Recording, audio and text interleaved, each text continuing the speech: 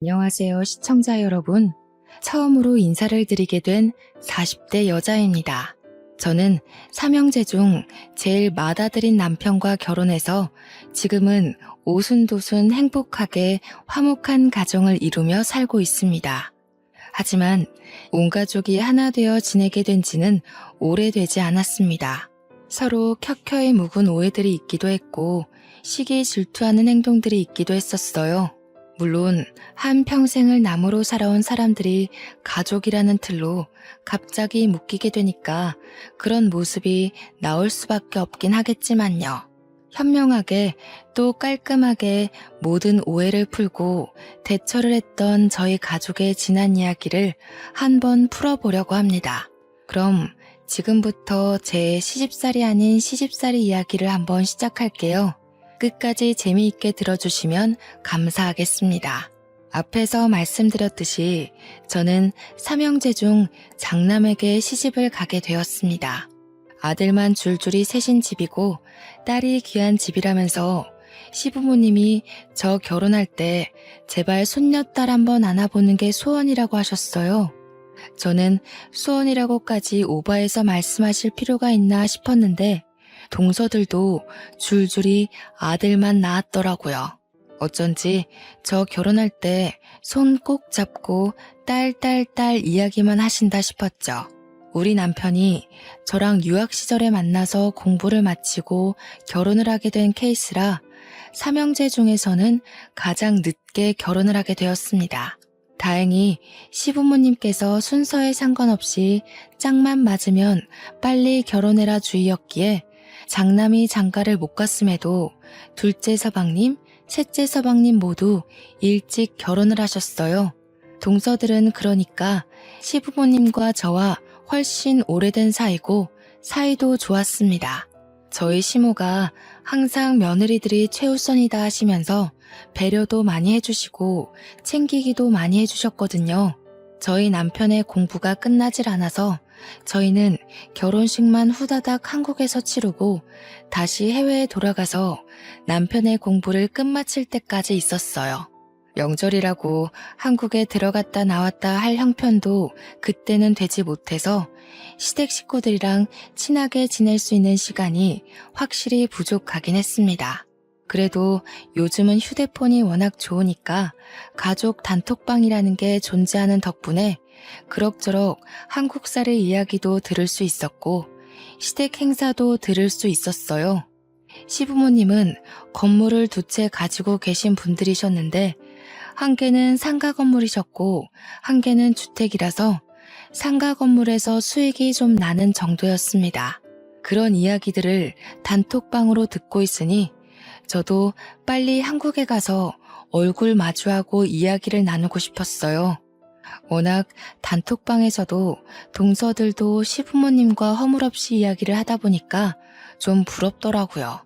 둘째 동서는 의젓하게 의견들을 조합해서 어디 여행이라도 갈라치면 계획을 짜는 사람이었고 막내 동서는 애교가 많은 타입이었습니다. 저는 워낙 조용조용한 성격이라 확실한 캐릭터를 가지고 있는 동서들이 부러웠죠. 남편과 제가 만나게 된 이야기를 잠깐 하자면 우리 남편은 대학원을 진학한 인재였고 당연한 수순으로 유학길을 밟은 엘리트였습니다. 저는 대학을 졸업하고 취업도 되지 않고 삭막한 대한민국에서 벗어나 자유를 찾아보고자 워킹 홀리데이를 신청해서 외국으로 왔고요. 워킹 홀리데이로 왔으니 고삐 풀린 망아지처럼 놀다가도 낮에는 레스토랑에서 아르바이트를 하며 돈을 모았어요. 그때 남편은 제가 일하던 레스토랑에서 늘 점심을 먹었습니다. 그 동네가 한국 사람들이 잘 없기도 하고 남편은 매번 같은 메뉴만 먹던 사람이라 좀 궁금해졌어요. 생긴 것도 꽤 멀끔하고 늘 신문이나 영어가 잔뜩 쓰여있는 책을 읽던 남편에게 조심스럽게 이야기를 걸었고 어느 날부터는 점심을 저와 함께 먹게 되었습니다. 자상한 면모가 넘치던 남편에게 제가 홀딱 반해버렸고 저희는 결혼을 꿈꾸게 되었죠. 남편의 동생들, 그러니까 서방님들은 일찌감치 회사에 다니고 있었고 다복한 가정을 꾸리라는 시부모님의 염원대로 결혼도 일찍 했더라고요. 당시 갓난아기이던 조카들을 보여주는데 어찌나 귀엽던지 저도 남편의 아이를 낳으면 이런 모습의 아이가 태어날까 꿈도 꾸게 되었습니다. 아무튼 이미 동서가 둘이나 생긴 마당에 잘 지내봐야겠다고 생각하면서도 시차 때문에 자주 연락을 할 순 없었어요. 저희가 잠깐 한국에 2주일 정도 나가서 결혼식만 딱 올릴 때 그때 만나 밥 한 번 먹고 인사하고 한 게 가족 만남의 끝이었습니다. 저희 부부는 아예 해외에서 둥지를 틀려고 마음을 먹었어요. 한국에 1년에 한두 번 나가면 되지 않을까 싶었고 남편과 제가 이미 해외 생활을 꽤 했기 때문에 나쁘지 않은 결정이라고 생각했습니다. 남편은 학생 신분으로 있었지만 비자 처리가 오히려 좋았고 저는 남편의 배우자로 비자를 얻게 되었거든요. 이대로 취직하면 영주권 받는 것도 어렵지 않다고 해서 저희는 외국 기업의 연구실을 알아보았어요. 그런데 그때 한국에 있는 유명한 제약회사에서 남편에게 개인 연구실을 주겠다는 제안이 온 겁니다. 제품 개발에 참여하면서 개인 연구실을 주고 연봉도 꽤 좋은 조건으로 맞춰주겠다고 했어요.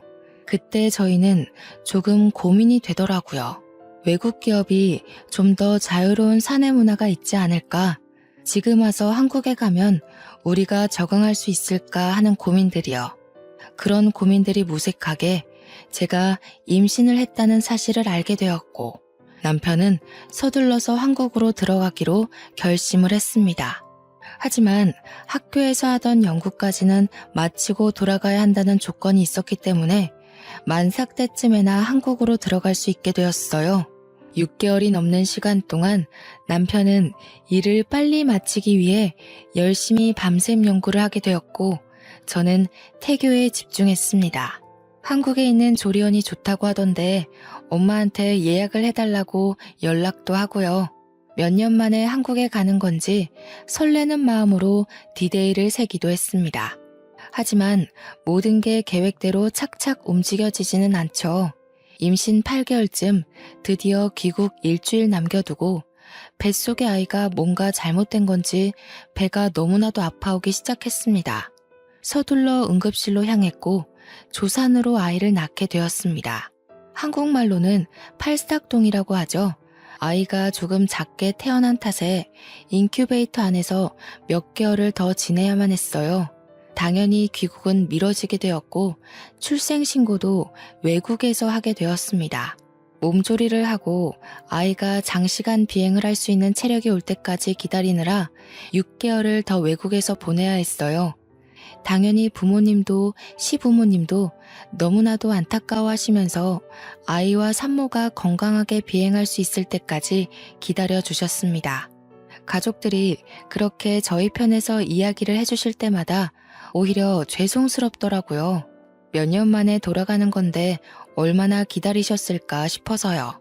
그리고 남편을 스카우트한 회사도 걱정이 되었죠. 당장 6개월이라는 시간이 밀리게 되었으니까요. 하지만 남편의 회사에서도 미뤄진 우리의 귀국을 기다려주시기로 했습니다. 지역 특성상 아이의 출생신고를 더는 미룰 수 없어 외국 국적을 가지게 된 게 조금 까다롭긴 했지만 한국으로 간다는 사실이 너무 설레어서 다 괜찮았어요.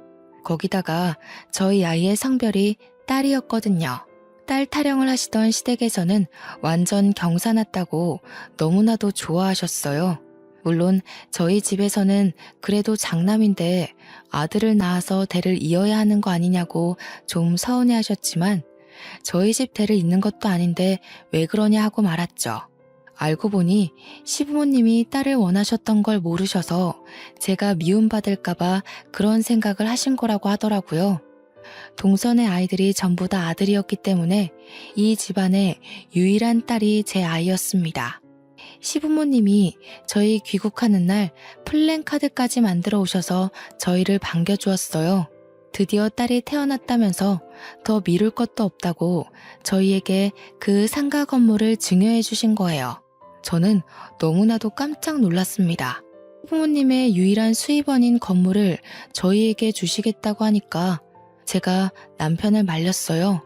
그거 없으면 시부모님은 뭐 먹고 사시냐 하니까 그동안 모아두신 연금도 있고 노후 자금이 충분하다고 하면서 걱정하지 말래요. 가지고 계신 주택에도 세입자가 있어서 월세 받으신다고 괜찮대요. 그래서 저는 남편에게 그래도 동생들이 서운하지 않겠냐고 좀 나눠야 하는 거 아니냐고 했어요. 남편도 그 부분이 내심 마음에 걸렸던 것 같더라고요. 어릴 때 그 건물을 처음 시부모님이 사셨을 때 남편에게 주겠다고 이미 신신당부를 하셨었대요. 그래서 건물 이름도 남편 이름을 따와서 지었다고 했는데 그거는 시부모님의 사정이지 자식들의 사정은 아니니까요. 시동생들은 남편에게 걱정하지 말라고 그 건물은 원래 형 것이었고 자기들도 부모님께서 읽어낸 재산 중 일부를 아이 낳았을 때 받았다고 했대요. 남편은 동생들에게 지분을 나눠 갖자고 끝까지 우겼지만 동생들이 서로 양보하고 받지 않겠다고 했답니다. 원래부터 건물은 형 준다고 했었고 그동안 세금 문제도 형이 해결하지 않았냐고 이것까지 받으면 본인들이 양심 없는 거라 했대요. 저와의 결혼 전 사정은 제가 자세하게 몰라서 더 설명하긴 어렵지만 형제들끼리 끈끈한 무언가가 있는 듯 했습니다. 저희는 하루아침에 한국에 들어와서 엄청나게 좋아진 살림살이를 꾸릴 수 있었어요. 억대 연봉의 연구원인 남편 손에 상가 건물까지 들어왔으니까요. 시부모님은 웃으면서 저에게 다 딸을 낳아서 이런 복이 있는 거라고 하시며 제 딸을 하루 종일 물고 빨고 하셨습니다. 물론 저희도 나름 고충이 있긴 했죠. 한국 세금이 또 어마어마하잖아요. 증여세가 부담되긴 했지만 남편이 해외 연구실에서 모은 돈과 연봉도 좋으니 대출을 좀 받아서 처리했습니다. 어여쁜 딸도 있고 든든한 남편도 있고 보고 싶었던 부모님도 있고 새로 생긴 시댁 식구들까지 있으니 한국이 너무 좋았습니다. 파트타임 아르바이트를 하지 않아도 되고 생활비를 펑펑 써도 넉넉하게 살 수 있었으니까요. 물론 월세의 일부는 시부모님께 용돈으로 드리기도 했지만 그래도 통장에 쌓이는 돈은 무시할 수 없었어요. 상가 건물이 강남에 있었던 것도 아니고 중랑구에 있었는데도 주변 인프라가 좋아서 그런지 비어있는 공실이 없었습니다. 그 덕에 꼬박꼬박 쌓이는 월세가 저의 기분을 배로 더 좋게 만들었어요.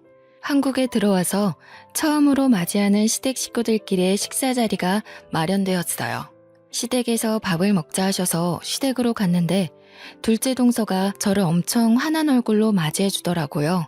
시부모님의 인성이 좋아서 그런 건지 다른 가족들도 전부 인성이 좋구나 하는 마음으로 저도 활짝 열고 다가갔습니다. 물론 셋째 동서가 예쁨을 많이 받아서 철이 덜 든 건지 저를 좀 불편해한 듯해 보였지만 낯가림이 심한 성격인 것으로도 보였습니다. 저한테만 은근 뜨뜨미지근하게 구는 것이 아직 덜 친해져서 그런가 보다 하는 생각이 들었거든요. 저한테 둘째 동서가 다가오더니 저희 시댁 가풍을 좀 알려드릴게요 하면서 이것저것 말을 해주더라고요. 제사는 설이랑 추석에만 간단하게 드리고 김장은 다 같이 한다고 시부모님 생신 때는 가족들끼리 여행을 간다고 했어요. 제가 고마운 마음에 이렇게 친절하게 말해줘서 고맙다고 했더니 셋째 동서가 저를 쓱 보고는 근데 그런 건 미리미리 알아두셨어야죠 하는 게 아니겠어요? 동서들이 저랑 1살, 2살 이렇게 차이가 나거든요. 나이 차이가 별로 안 나니까 일부러 나한테 뻗대는 건가 하는 생각도 조금 들었습니다. 그러더니 둘째 동서가 저한테 그동안 큰형님 자리가 공석이었어서 자기가 고생을 했다는 게 아니겠어요? 그러면서 셋째 동서가 자기가 고생했던 게 마음 쓰여서 일부러 형님한테 저러는 것 같다고 신경 쓰지 말라고 했습니다. 제가 잘 타이를게요 하더니 둘이서만 속닥속닥 하는 거예요. 뭐 그런가 보다 하고 신경 쓰지 않으려고 했는데 그래도 가족이고 앞으로 평생 봐야 할 사이니까 그냥 무시하기도 꺼림칙하더라고요. 제가 공석이었다고 힘들었다고 하는 말이 이제 와서 큰형님 자리 얻었다고 뻗대지 말라는 소리로 들렸으니까요. 제 성격이 베베 꼬인 건 아니었는데 그렇게 들렸어요. 같이 밥 먹는 자리에서 시모가 제 딸을 엄청나게 챙겨주셨어요. 8개월밖에 안 된 아기다 보니까 계속 안아주고 업어주고 하시면서 제 딸 얼굴 보느라 밥도 제대로 못 드시는 겁니다. 그게 불편해서 제가 안고 있을 테니 식사하시라고 했는데 이때 아니면 언제 보냐고 저보고 밥 먹으라고 하시더라고요. 솔직히 애 때문에 밥을 제때 못 챙겨 먹을 때가 많아서 시부모님이 계속 아이를 봐주시니까 너무 편했어요. 저한테 막 이렇게 폭 안기는 애기는 처음이라면서 애가 어쩜 이리 순하니 하시는데 셋째 동서가 불쑥 끼어들었습니다. 저희 아들도 폭 안기는 맛이 있다고 좋아하셨잖아요. 그러니까 시모가 민망해하면서 알지 알지 하시는데 제가 다 민망했어요. 시모가 그래도 딸이라서 그런지 아들이랑은 좀 다른 맛이 있네 하시면서 애만 보니까 더 입 삐죽이고 둘째 동서가 셋째 동서 보면서 우리 막내 동서가 질투가 좀 있나 봐요 하는데 그런 느낌 드는 거 아세요? 자꾸 저만 빼고 자기들끼리 웃고 떠들고 하는 그런 느낌이요. 둘째 동서가 제 편을 드는 척하면서 막내 동서만 챙기는 딱 그런 느낌이 들었습니다. 근데 시동생들은 뭐 아무것도 모르고 밥만 먹고 있고 우리 남편도 별 대수롭지 않게 생각하면서 밥만 먹으니까 제가 말로만 듣던 시자가 붙으면 무조건 기피하고 보는 예민한 성격인가 하는 오해도 들고 딱 이 화목한 가족들 안에 저만 끼지 못하는 그런 예민한 사람이 된 기분이었습니다. 그렇게 밥을 먹고 다 정리하고 과일을 먹으면서 이런저런 유학생활 이야기를 하고 있는데 동서들 아들들이 전부 4살이거든요. 우리 아기는 8개월이니까 이제 기어다니는 수준인데 우리 딸한테 와서 장난감 칼을 위험하게 확 들이대는 거예요. 제가 놀래서 저도 모르게 조금 큰 소리로 어머, 그러면 안 돼. 우리 애는 아직 그런 거 가지고 놀 수 있는 나이가 아니야. 하고 말했어요. 그러니까 셋째 동서가 저한테 오더니 조용히 말해도 다 알아듣는 애들인데 왜 그렇게 큰 소리로 이야기를 하냐는 거예요. 자기 아들 놀래서 얼어붙은 거 안 보이냐고 저한테 막 뭐라고 하더라고요. 그러니까 둘째 동서가 또 은근히 끼어들어서 아직 형님이 애 키운 지 얼마 안 돼서 잘 모르시나 봐 이러는데 얄밉더라고요. 거기서 끝났으면 몰라도 한마디 더 덧붙이는데 이제라도 우리가 찬찬히 알려드리자 하는 겁니다. 아니 이게 애 키우는 법을 몰라서 생기는 일은 아니잖아요. 둘째 동서가 조카들을 불러오더니 애기가 남동생 같아 보여도 여동생이니까 칼 들고 장난치지 말자? 이러는 거 아니겠어요? 제가 기가 막혀서 저도 모르게 허! 하고 숨을 뱉었습니다. 교묘하게 우리 딸 얼굴을 가지고 감놔라 배놔라 하는 꼴 아니냐고요. 제가 얼마나 어이가 없던지 진짜. 그 자리에서 아무 말도 못한 제가 바보 멍청이 같고 분해 죽겠더라고요. 참다 집으로 돌아와서 남편을 붙잡고 이야기를 했어요. 이상하게 동서들이 나를 싫어하는 것 같다고 하니까 남편이 저한테 그래? 그런 일이 있었어? 하더라고요.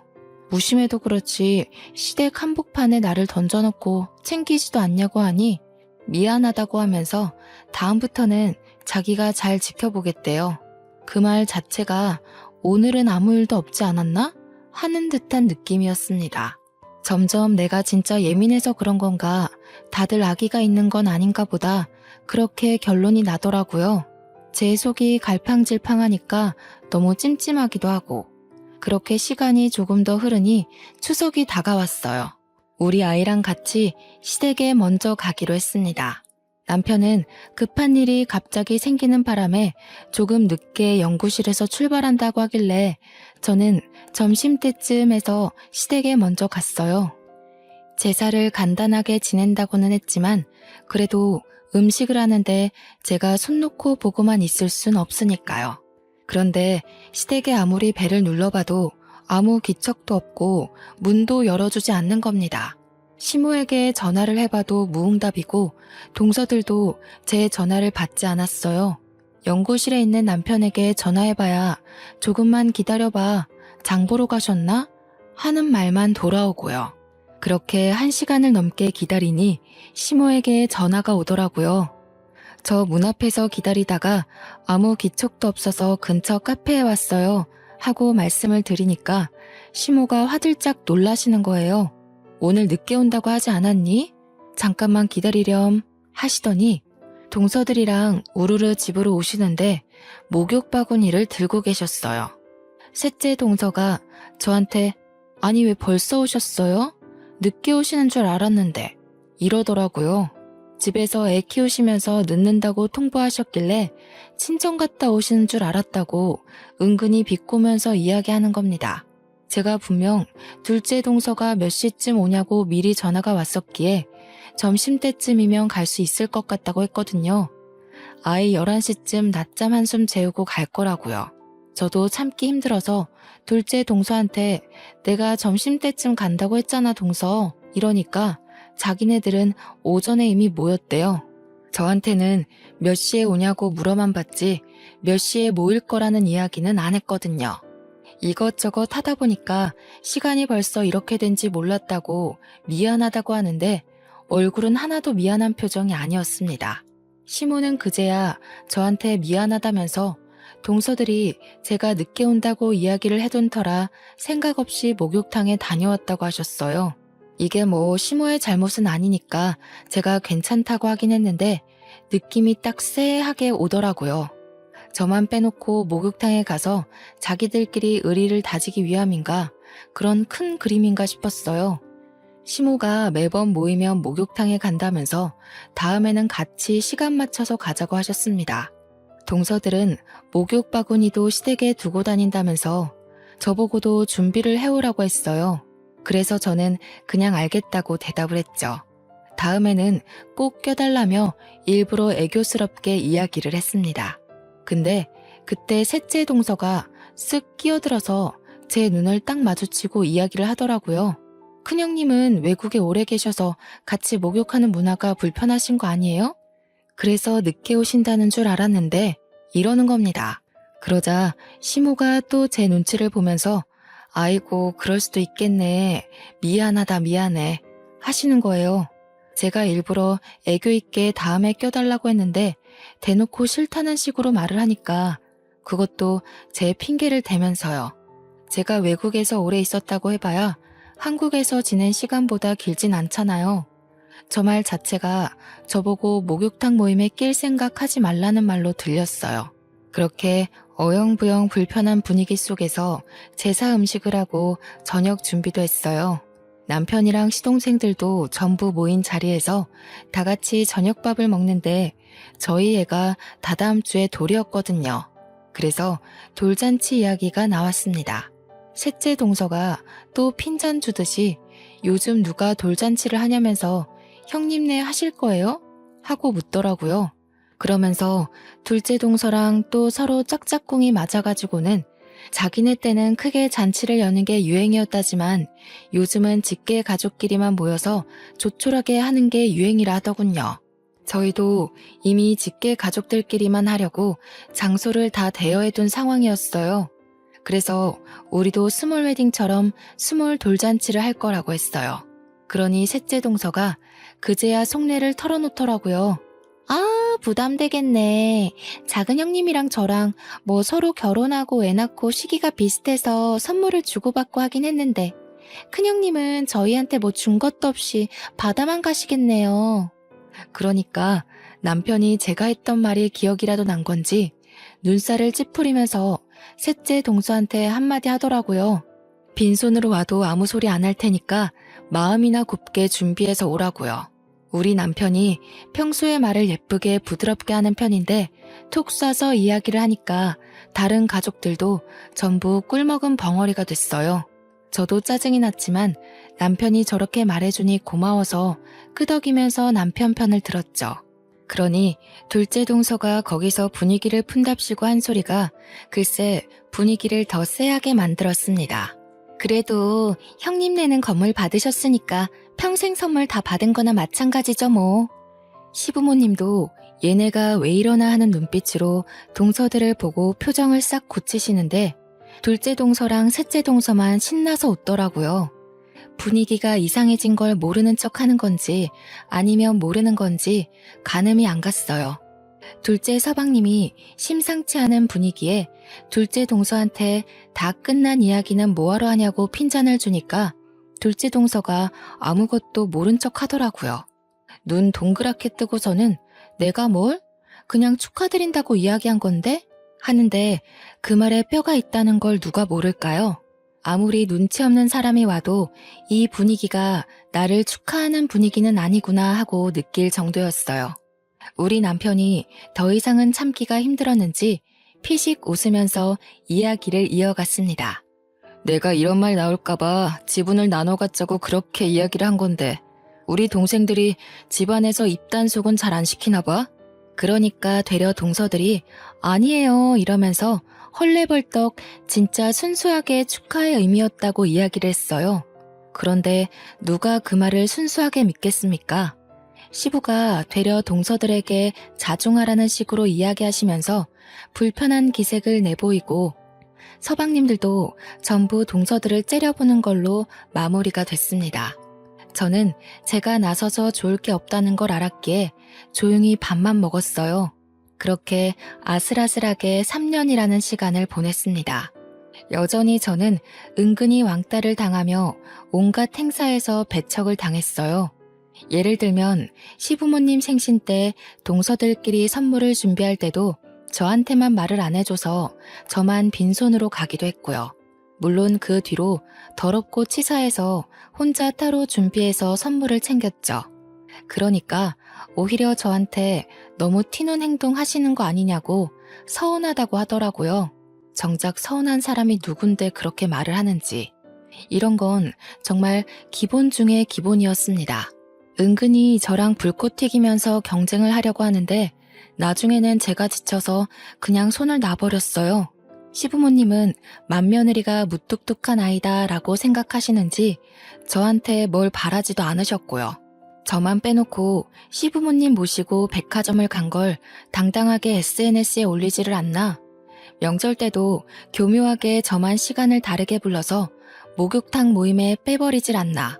우리 시모는 제가 외국 살다 와서 같이 목욕하는 걸 싫어하는 줄 알고 계속 저를 부르지 않으셨고요. 한 번은 여행을 갔는데 둘째 동서가 저한테 아무것도 준비해오지 말라고 단단히 일러두는 겁니다. 형님이 따로 뭘 챙겨올까봐 오히려 지들이 불편하다면서 만나서 장을 볼 거니까 걱정하지 말라고요. 그런데 진짜 만나서 장 볼 것만 빼고 동서들이 완전 보따리짐을 들고 왔더라고요. 저한테는 아무것도 준비하지 말라고 하더니요. 블루투스 스피커부터 시작해서 각종 게임에 술에 반찬에 집안 살림을 다 쓸어왔나 싶을 정도로 챙긴 거예요. 아무것도 준비해오지 말래서 나는 그냥 몸만 왔는데 너무 가볍게 왔나 봐 미안해 하고 인사치레를 하니까 셋째 동서가 끼어들어서 말하더군요. 큰형님이 잘 모르시는 게 하루 이틀도 아니고 괜찮아요. 이런 식으로요. 저는 억울해서 진짜 눈물까지 나올 것 같았지만 꾹 참았어요. 둘째 동서가 얄밉게 저한테 큰형님이 아무거나 준비해 오실까봐 가볍게 오시라고 한 거예요 하는데 도대체 제가 뭘 잘못했길래 이렇게까지 나를 미워하나 싶었습니다. 이게 전부 저를 깎아내리는 말이라는 걸 모를 리가 없으니까요. 너무너무 열이 받았어요. 3년이나 지속된 은근한 따돌림에 제가 먼저 말을 하자니 치졸한 사람이 되는 것 같고 참고 있자니 평생 당할 것 같고 결국 어디 털어놓을 데가 없어서 우리 집 올케한테 얘기를 했어요. 그러니까 올케가 그 집 동서들이 여우네 이러면서 우리 신우가 된통 걸렸네 어쩌면 좋아 이러더라고요. 알면서도 내가 뭘 어떻게 해야 할지 모르겠다고 현명한 방법을 알려달라고 하니까 올케가 저보고 돈찌라를 한번 해보래요. 어차피 살림살이도 넉넉한데 돈 팍팍 써가면서 아예 길을 죽여버리라고요. 완전 최고급으로 코스 짜서 시부모님만 모시고 여행을 한번 다녀오면 다들 분해할 거라고 하길래 해볼까 싶었죠. 그래서 연말에 인천에 있는 5성급 호텔을 예약하고 완전 큰맘 먹고 남편이랑 준비를 했어요. 레스토랑도 완전 야경 잘 보이는 그런 고급 레스토랑 예약까지 다 해두고요. 시부모님 선물도 명품으로 준비했습니다. 우리 가족이랑 시부모님만 해가지고 2박 3일 코스로 놀러가서 일부러 동서들 보라고 SNS에 사진을 막 올려뒀죠. 그랬더니 동서들이랑 저랑 셋이 있는 단톡방에 난리가 난 거예요. 어떻게 자기들만 빼놓고 갈 수 있냐부터 시작해서 좋은 데 가셔서 좋겠다고 난리 법석이더라고요. 그러면서 이제 자기네들이 준비한 건 싸구려라서 성에 안 차시겠다고 앞으로는 형님이 다 하시면 되겠다 하는데 진짜 제 동생들이었으면 한 대씩 쥐어 박았을 것 같아요. 그래도 열등감 폭발하게 만들었으니 이번 작전은 성공인가 싶었죠. 그랬는데 둘째 동서가 저한테 선을 넘더라고요. 건물 받아서 재력 과시하려고 그러시는 거냐면서 없는 사람 서럽게 만든다고 제가 시부모님 모시고 좋은 데 간 게 그렇게 안이 꼽냐고 물어봤습니다. 그러니까 셋째 동서가 단톡방에 장문의 문장을 저에게 보냈어요. 작은 형님께 제가 맨날 들어서 알고 있어요. 큰 형님이 저희 집, 작은 형님네 집 전부 무시한 이야기들이요. 국적도 일부러 보란 듯이 외국 국적 가지고 싶어서 거기서 출산하고 오신 거 저희가 모를 줄 알아요? 큰형님이 건물 지분 나누자고 할 때도 싫다고 하셨다면서요. 그래서 아주버님께서 말로만 건물 지분 나누자고 하고 행동은 안 하신 거라던데. 목욕탕 가는 것도 외국에선 그런 남사스러운 짓 안 한다고 우리가 이상한 거라고 하셨다면서요. 제가 처음엔 큰형님 생겨서 정말 좋아했었는데요. 그 이야기 듣고 완전 실망했어요. 그러니까 둘째 동서가 갑자기 나타나서는 아니 무슨 그런 이야기들을 미주알 고주알 다 하는 거야? 하면서 톡방을 나가버리는 겁니다. 저는 셋째 동서의 톡에 정신을 못 차리겠는 거예요. 이게 다 무슨 말도 안 되는 소리인가 싶고 제가 언제 국적 가지고 우스대기를 했나 건물 지분 가지고 아까워하길 했나 오해가 있어도 단단하게 오해가 있는 것 같아서 셋째 동서에게 바로 전화를 걸었습니다. 한참을 받지 않다가 전화를 받더라고요. 목소리가 이미 저에게 말실수를 했다는 느낌이 팍팍 드는 목소리였어요. 막내 동서, 톡방에 한 이야기들이 다 무슨 말이야? 누구한테 들었어? 이미 엎질러진 물이니까 다 이야기할게요. 전부 다 사실 맞잖아요. 제가 작은 형님께 다 들었어요. 그동안 작은 형님한테 되바라졌다고 그러셨다면서요. 우리 아들이 큰 조카 괴롭힌다고 지 엄마 닮아서 못되어 처먹었다고 그랬다면서요. 제가 그런 말 듣고도 형님한테 잘 지내자고 할 수 있겠어요? 저는 머리가 핑 도는 기분이었습니다. 결단코 제 가슴에 손을 얹고 그런 말을 한 적이 없었거든요. 제가 미치지 않고서야 그런 이야기를 둘째 동서에게 할 리가 없잖아요. 나는 둘째 동서한테 그런 말 한 적도 없고 따로 톡을 하거나 전화를 한 적도 없어. 오히려 동서들이 나를 싫어한다고 생각해서 더 잘 지내보려고 했지. 그게 무슨 말이에요? 그런 말을 한 적이 없으시다고요? 나도 매번 목욕탕 모임에 끼고 싶었는데 무슨 소리를 하는 거야 정말. 동서들이 나랑 같이 가기 싫어서 은근히 왕따 시키는 거 내가 모를 줄 알았어? 나한테만 매번 언제 모이는지 시간을 알려주지 않았잖아. 그래서 그냥 오후에 시댁에 가기 시작한 거야. 그리고 우리 아이도 조산으로 팔싹동이로 나와서 어쩔 수 없이 인큐베이터 신세를 지느라 외국 국적을 가지게 된 거야. 이 부분은 시어머니께서 잘 설명해 주신 줄 알았는데 왜 내가 외국 국적을 굳이 가지려고 거기서 애를 낳고 오겠어. 하지만 작은 형님이 그러셨단 말이에요. 큰 형님이 저희 무시하려고 일부러 조카한테도 영어로 이야기하고 그런 거라고요. 저희 아이가 4살이 되면서 간단하게 말을 하기 시작했어요. 그때부터 남편과 저는 일부러 아이에게 영어로 말을 걸기 시작했습니다. 요즘 조기 교육이 그렇게 시작된다고 하기도 하고 저희가 나중에는 외국에 다시 나가서 살 생각이 있었기 때문이었어요. 아이 국적이 외국이기도 하고 영어를 어릴 때 친숙하게 받아들일수록 어휘력이 좋아진다고 생각했거든요. 그래서 일부러 집에서는 영어로 대화를 하고 있었단 말이죠. 아이가 양쪽 언어를 쉽게 받아들였으면 하는 마음에서 한마디로 부모 욕심이었죠. 근데 둘째 동서가 그걸 보고 셋째 동서한테 일부러 자기네 욕하고 흉보는 걸 영어로 대화하고 있는 거라고 했다는 거예요. 작은 형님이 영어를 조금 할 줄 아신다고 했어요. 저는 미용고등학교 나와서 영어랑은 담쌓고 지내서 무슨 말인지 전혀 몰랐거든요. 작은 형님이 지금 큰 형님이 우리 욕하고 있는 거라고. 대놓고 하고 싶으니까 일부러 영어 쓰는 거라고 하셨어요. 셋째 동서는 완벽하게 오해를 하고 있었던 거죠. 저는 전혀 아니라고 오해를 다 풀어주었습니다. 조카들 욕한 적도 전혀 없다고 했고 그동안 둘째 동서가 쌓아둔 이야기를 다 듣고 해명했어요. 그러니 저에게 진심으로 사과를 하더라고요. 자기가 그동안 한 사람 말만 듣고 너무나도 큰 오해를 했다면서 설에 만나서 이야기를 하기로 했습니다. 설날에 일부러 셋째 동서한테 시간을 물어봐서 일찌감치 목욕탕 모임에 끼었어요. 둘째 동서가 무척 당황해했지만 저는 완전히 무시로 일관하고 시모 옆에 팔짱 끼고는 목욕하고 와서 제사 음식도 만들었습니다. 남편들도 다 와서 돕고 있는데 제가 셋째 동서랑 잘 지내고 있으니까 둘째 동서가 뭔가 조바심이 났나 봐요. 갑자기 우리 아이의 얼굴을 진하게 바라보더니 웃으면서 이야기를 하더군요. 우리 하나뿐인 손녀가 예뻐야 할 텐데 큰일이네요. 그래도 나중에 쌍꺼풀이랑 코 수술하면 괜찮겠다. 제가 그 말에 열이 받아서 둘째 동서를 째려보았습니다. 우리 남편도 열받았는지 정색을 하고 있었어요. 셋째 동서가 맨날 나서서 싫은 소리를 하던 애였는데 둘째 동서가 다 시킨 일이었나 봐요. 셋째 동서가 말처럼 움직여주지 않으니 지가 나서서 이야기를 한 거죠. 제가 이때다 싶어서 둘째 동서에게 이야기 좀 하자고 했습니다. 그게 다 무슨 소리야? 안 그래도 셋째 동서한테 그렇게 내용을 봤다고 하더라.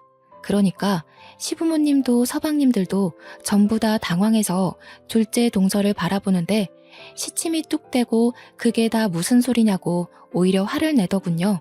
그러니 셋째 동서가 제 편을 들면서 이야기를 했어요. 작은 형님이 그러셨잖아요. 외국 국적 가지려고 일부러 원정 출산한 거다. 우리 못 산다고 무시한다. 우리가 무식한 거 알고 일부러 영어로 대화하는 거라고요. 그게 다 오해인 줄도 모르고 제가 형님을 괜히 싫어했던 거 있죠? 그러니 시모가 놀래서 둘째 동서한테 너 그게 진짜니? 이러면서 완전 화를 내시는데 둘째 동서가 울음이 터졌더라고요. 둘째 서방님도 그러고 가족들이 전부 둘째 동서만 쳐다보고 그게 진짜냐고 화를 내니까요.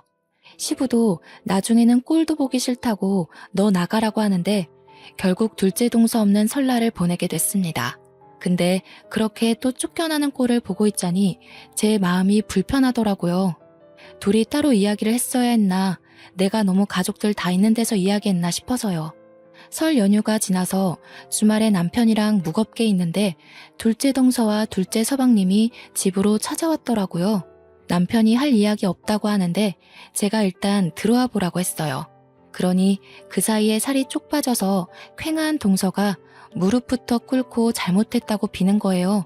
형님, 제가 괜한 질투심에 형님께 해서는 안 되는 짓을 했어요. 저희 집만 유일하게 맞벌이로 아등바등 사는 것도 자격지심이 생기고 형님 내가 건물 받은 게 너무 질투가 났어요. 여유롭게 사는 거 보고 너무너무 부러워서 그랬어요. 죄송해요. 눈물을 뚝뚝 흘리면서 이야기를 하는데 남편은 계속 팔짱 끼고 한숨이고 둘째 서방님도 죄 지은 사람처럼 고개 숙이고 있고 저도 어찌해야 할지 모르겠더라고요. 이대로 용서를 해주자니 4년 동안 은근히 왕따 당한 것도 서러웠고요. 그렇다고 그대로 복수를 해주자니 맏며느리로서 그래서는 안 될 것 같다는 생각이 들었습니다. 제가 아무 말도 하지 않자 둘째 동서가 계속 울면서 이야기를 이어갔습니다. 저도 집에서 애만 키우고 싶은데 그럴 형편이 못 되고 친정도 어렵게 살고 있어서 나갈 돈이 많았어요.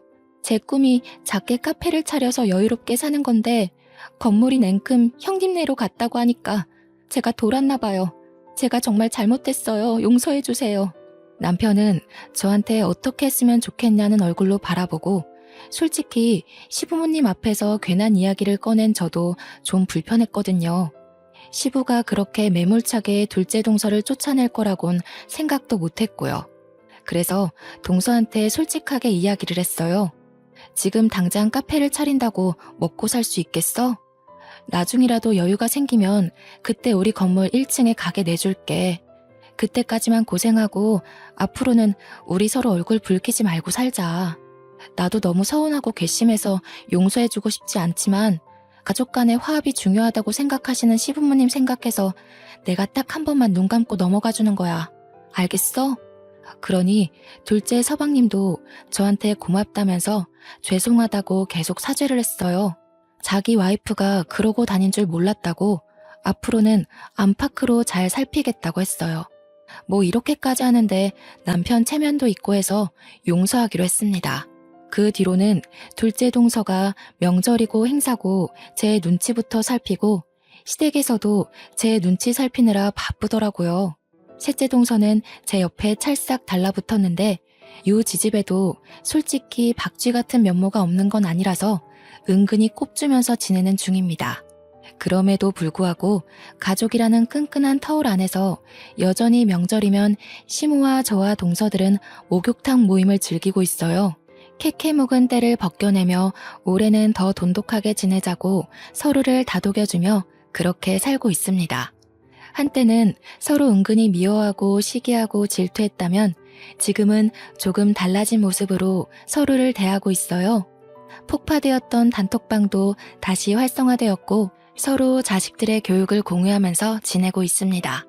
물론 저도 시댁에서 영어를 쓰지 않기로 약속했고요. 오해가 늘어나면 안 되잖아요. 동서들은 저에게 더 의지하게 되었고 저도 동서들에게 의지하게 되었습니다. 가끔 서로가 오해가 생길 법한 일이 있어도 결국에는 잘 풀어나가는 그런 사이요. 당시에는 이런 관계로 발전될 거라 생각도 못했는데 너무 잘 됐죠? 저도 용서하고 화합하고 나서 든든한 아군이 생긴 것 같아서 너무나도 행복하고 좋습니다. 우리 시부모님도 그런 저희들을 응원해주고 계십니다. 여러분도 캐캐 묵은 때를 벗겨내고 새로운 마음가짐을 가져보시는 건 어떨까요? 앞으로는 미움보다 이해를 하며 살기로 했습니다. 저희 가족의 미래를 앞으로도 응원해주세요.